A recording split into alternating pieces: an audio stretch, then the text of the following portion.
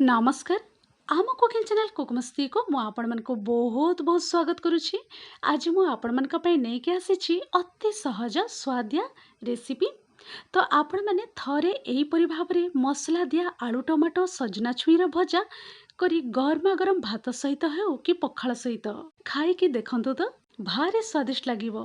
तो आपण माने वीडियो को प्रथमरु शेष पर्यंत देखंतु बिना स्किप करिकि आउ आजिर एही रेसिपी को एही प्रोसेस रे आपण माने थरे बनेकी पूरा परिवार एंजॉय करंतु। आशा करिबी आजिर एही रेसिपी आपण मानकु निहाती भाबरे पसंद हेबो। आजिर एही रेसिपी जदि आपण मानकु टिके भी जदि पसंद हेले लाइक शेयर कमेंट तो निहाती करिवे। चैनल जदि नुआ ताहले कुकमस्ती चैनल को सब्सक्राइब करबा पई जमारू भूलिबेनी। ताहले बे चलंतु डेरी न करिकि आजिर अति स्वादिया और सहजिया रेसिपी मसला दिया सजना आलू छुई भजार रेसिपी आरंभ करिबा।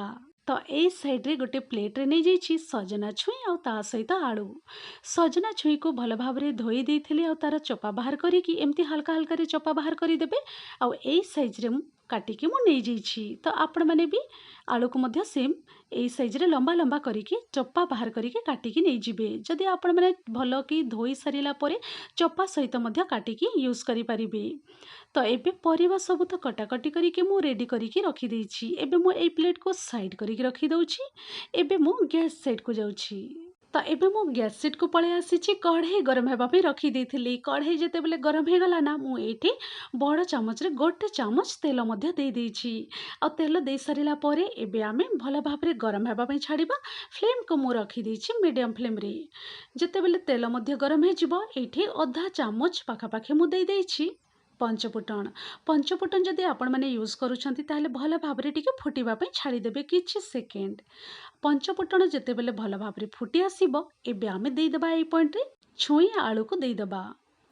सब छुई आलू को देई सारिला परे भल भाव रे आमे मिसेई देबा। थरे दुई थरे एमती भल भाव रे चारियाडू मिसेई देबे। मिसेई दे सारिला परे ना एबे आमे कवर करिकि 4 रु 5 मिनिट पाखापाखी लो टू मीडियम मझिरे रखिकी आमे टिके भाजी हेबा पे छाड़ी दबा। तो सजना छुई आलू भाजी हेबा भितरे आमे गोटे मसला रेडी करी दबा। तो मसला रेडी करिबा पे एठी मसला जार नै जाइछि। मसला जार रे एबे मु देई दउछि पियाज ता सहित रसुण अदा मध्य देई दउछि। पियाज रसुण अदा देई सारिला परे एठी गोटे चामच देई दउछि जीरा आ गोटे चामच सोरिष देई दउछि। ता सहित दुईटी कंचा लंका दे दउछि। आ मसलाटा भल भाव रे बाटी हेबा पे अल्प किछि टिके पानी दे दबा।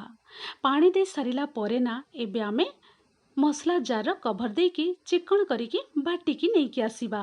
तो एठी मु मसला जार तार कवर खोलिकी आपण मानकु देखै दउछि। चिकन करिकि मु बाटिकी नेकी आसीछि। आ बहुत सुंदर भाव रे मसलाटा भी रेडी हे जाइछि। एबे आमे ई मसला को साइड करिकि रखि दबा। मसला मध्य बाटिक मु रेडी करिकि साइड करिकि रखि देइछि। आ ए साइड मु आपण मानकु देखै दउछि कवर खोलिकि 4 रु 5 मिनिट पाखा पाखी हे जाइछि। आ मने रखिबे मझी मझी रे मध्य टिके एम्ति मिक्स करि दउथिबी। तो एठी बहुत भला भाव रे टिके भाजी हे जाइछि। तो एबे आमे कोन करिबा जो बाटिकी आमे रेडी करिकि रखिथिलु से मसला को एबे आमे देई दबा। 2 रु 3 चामच पाखा पाखी मसला को मु देई देइछि। मसला देई सारिला परे एठी हळदी पाउडर टिके देई दउछि। ता सहित रेड चिली पाउडर टिके दे दउछि। कश्मीरी रेड चिली पाउडर मध्य टिके दे दउछि। तापरे एठी एबे मु दे दउछि कटा टमाटो दे दउछि। टमाटो को भल भाव रे धोई देइथिली। आ दुईटी टमाटो मु नै जाइछि। ताको एम्ति लंबा रे काटिकी दे दउछि। टमाटो कटा दे सारिला परे एबे मु एठी दे दउछि स्वाद अनुसार लूण। लूण दे सारिला परे एबे आमे सब जिंस को भल भाव रे मिसेई दबा। मिसेई दे सारिला परे ना आमे फ्लेम को रखि दबा लो टू मीडियम मझिरे। आ भल भाव रे मिसेई दे सारिला परे 3 रु 4 मिनिट पाखापाखी कवर करिकि आमे टिके सिझिबा पे छाड़ी दबा। आहुरे 3 रु 4 मिनिट परे कवर खोलिकि एठी मु आपण मानकु देखै दउछि। आ मसला सहित भल भाव रे मु कसी देइछि देखि पारुथिबे। आ मसला मध्य भल भाव रे टिके कसी हे जाइछि।